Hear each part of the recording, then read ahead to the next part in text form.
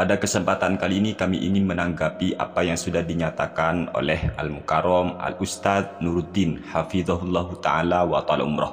Yang intinya Ustadz Nuruddin menyatakan bahwa Allah itu tidak bertempat, Allah tidak berarah, Allah tidak bertempat. Laisa kamitslihi syai'un. Begitulah akidah atau keyakinan yang dimiliki oleh Ustadz Nuruddin Hafizahullahu Ta'ala. Akan tetapi pernyataan beliau ini dikritik atau ditanggapi oleh Al-Alim Al-Allamah Ustadz Harry Pras. Dan tentunya mungkin ditanggapi juga oleh para ustadz-ustadz ataupun youtuber-youtuber Salafi Wahabi. Intinya mereka itu menyalahkan Ustadz Nuruddin, begitu ya, apalagi Harry Pras. Ya Allah. Sekarang mari kita bahas, apakah benar apa yang dinyatakan oleh Ustadz Nuruddin itu sudah sesuai dengan apa yang sudah diyakini oleh para ulama-ulama salaf kita atau para ulama-ulama ahli sunnah wal jamaah? Kami tidak mungkin beropini atau hanya sekedar bernarasi lah tanpa berdasarkan referensi. Jadi kalau kita mau berbicara agama, ya kita harus merujuk kepada keterangan-keterangan para ulama. Di sini Al-Hafiz Imam Ibnu Hajar Al-Asqalani menjelaskan dalam kitabnya yang bernama Fathul Bari Syarhu Sahihil Bukhari, tepat pada juz ke-13 halaman 416 terbitan Darul Ma'rifah. Wa qad taqarrara annallaha laisa bijismin. Allah itu bukan jisim, bukan fisik, bukan jasad, atau bukan tubuh, atau bukan benda dan semacamnya lah ya. Fala yahtaju ila makanin yastaqiru fihi. Sehingga ketika Allah itu bukan jisim, tentunya Allah tidak butuh kepada tempat untuk tinggal di tempat tadi. Faqad kana wala makana. Allah itu telah ada sebelum tempat itu ada. Allah tidak ada di sebuah tempat. Berarti apa yang dinyatakan oleh Ustadz Nuruddin sudah benar. Sekarang persoalannya, keyakinan yang dimiliki oleh Pras ini dari siapa, dari mana ya? Dan kami akan membacakan penjelasan yang disampaikan oleh seorang ulama ahli hadis.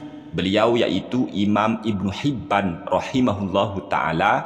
Beliau dalam kitabnya yaitu Sahih Imam Ibnu Hibban, tepat pada juz ke-14 halaman 10 terbitan Muassasatur Risalah, kana wala zamana wala makana. Allah itu telah ada, tidak ada zaman dan tidak ada tempat bagi Allah pada waktu itu dan sampai kapanpun. Allah tidak berarah, tidak bertempat, tidak berwaktu. Itu Allah. Ini kata ahli hadis. Oke lah, kalau mereka memaksa Allah berada di atas arsy, ataupun ada di arsy, ataupun ada di langit atau di atas langit, coba lihat dalam kitab Sahih Al-Bukhari maupun dalam kitab Sahih Muslim. Ini hadis sahih muttafaqun alaih. Kata Nabi Muhammad sallallahu alaihi wasallam, "Idza kana ahadukum yusalli fala yabsuqu qibala wajhihi, fa innallaha qibala wajhihi idza shalla." Apabila salah satu kalian sedang sholat, maka jangan sampai dia meludah ke arah depannya. Mengapa? Fa innallaha qibala wajhihi idza shalla. Karena sesungguhnya Allah itu ada di depannya ketika dia sedang sholat. Ayo, piye? Mau anti takwil? Kalau mau ditakwil hadis ini, kenapa yang satu nggak ditakwil? Ayo, piye? Hadis ini sangat jelas kalau secara lahiriah atau zohiriah ataupun secara tekstual kayak kaum Wahabi. Maka hadis ini menjelaskan Allah berada di depannya orang sholat kalau seperti itu, bukan di arsy. Oleh sebab itulah kata Al-Hafiz Imam Ibnu Hajar Al-Asqalani dalam kitabnya yang bernama Fathul Bari Syarhu Sahihil Bukhari, tepat pada juz pertama halaman 508 terbitan Darul Ma'rifah, wa fihi ar-raddu ala man za'ama annahu alal arsy bidzatihi. Dalam hadis tadi terdapat penolakan ataupun bantahan terhadap orang yang menyangka bahwa Allah ada di atas arsy secara zatnya. Ini dibantah menggunakan hadis ini. Oleh sebab itu, kalau kita menemukan ayat ataupun hadis yang seolah-olah memberikan kesan Allah berada di sebuah tempat, maka kita tafwid, kita pasrahkan maknanya kepada Allah atau ditakwil. Jangan sampai kita menyangka bahwa Allah ada di tempat itu. Itu nggak boleh kawan-kawan ya, nggak boleh. Allah itu tidak butuh tempat.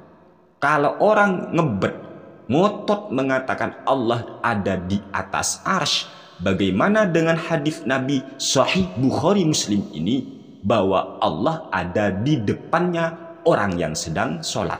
Dan kita tahu kan, orang yang sholat itu kalau di baratnya Ka'bah berarti dia menghadap ke timur.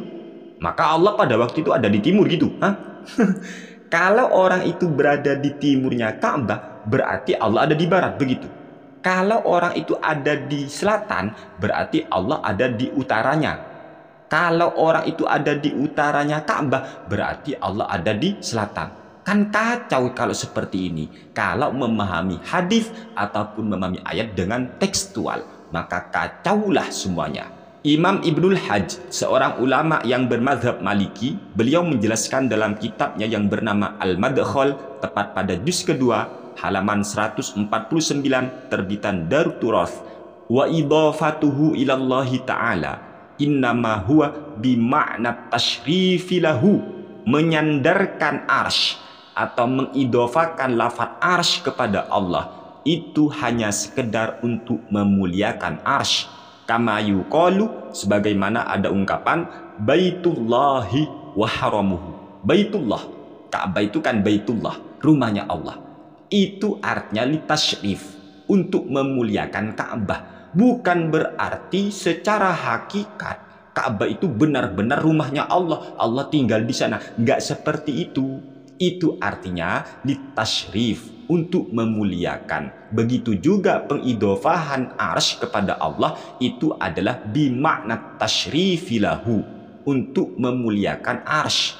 La annahu mahallun lahu, bukan berarti arsy itu tempatnya Allah, enggak seperti itu. Wa maudi'un listiqrari, atau juga bukan arsy itu tempat untuk tinggalnya Allah, enggak. Laisa fi makanin, karena Allah itu tidak ada di sebuah tempat manapun. Faqad kana qabla ayyukhlaqal makan, karena Allah itu sudah ada sebelum semua tempat itu diciptakan. Asy-Syaikh Abdul Qahir Al-Baghdadi, beliau menjelaskan dalam kitabnya yang bernama Al-Farqu Bainal Firaq pada halaman 321, wa ajma'u ala annahu la yahwihi makanun wa la yajri alaihi zamanun. Para ulama telah sepakat bahwa Allah itu tidak diliputi oleh sebuah tempat dan juga tidak berlaku bagi Allah sebuah waktu atau zaman. Khilafa qawli man za'ama minasyihamiyyati wal karramiyyati annahu mumasun li arsy. Hal ini berbeda dengan pendapat orang dari Asyihamiyah ataupun aliran Al-Karramiyah. Mereka menyangka bahwa Allah itu mumasun li arsy, bersentuhan dengan arsy. Seumpama ya, ini arsy-nya, loh Allah itu ada di atasnya, bersentuhan dengan arsy. Keyakinan yang seperti itu jelas menentang kesepakatan para ulama. Wa qad qala Amirul Mukminina Aliyun radhiyallahu anhu, Amirul Mukminin Sayyidina Ali karamallahu wajhah wa radhiyallahu anhu, beliau berkata, Innallaha ta'ala khalaqal arsya izharan likudratihi la makanan lidzatihi. Allah itu sungguh menciptakan arsy sebagai apa? Izharan likudratihi, untuk menampakkan kekuasaan Allah. La makanan lidzatihi, bukan sebagai tempat bagi zat Allah, enggak. Wa qala aidon, dan Sayyidina Ali juga berkata, qad kana wala makana wa huwal ana ala makana. Allah itu telah ada sebelum ada tempat, dan sampai sekarang pun Allah eksis seperti dahulu. Jadi ulama hadis maupun ulama-ulama yang lain sudah sepakat bahwa Allah itu laisa kamitslihi syai'un.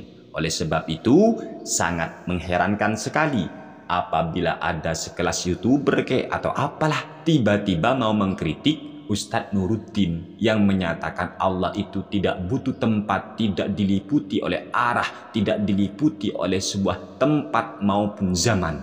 Itu Allah. Jadi apa yang dinyatakan oleh Ustadz Nuruddin sudah benar. Yang jadi masalah sebenarnya adalah yang mempermasalahkan keyakinan daripada Ustadz Nuruddin. Dan untuk Ustadz Nuruddin, semoga Allah menjaga beliau selalu. Amin ya rabbal alamin. Lanjutkan perjuangan kepada Ustadz Nuruddin. Lanjutkan perjuangan. Sebarkan akidah ahli sunnah wal jamaah yang sesuai dengan keyakinan para ulama-ulama salaf. Sekian, terima kasih dari kami. Kurang lebihnya mohon maaf yang sebesar-besarnya. Wassalamualaikum warahmatullahi wabarakatuh.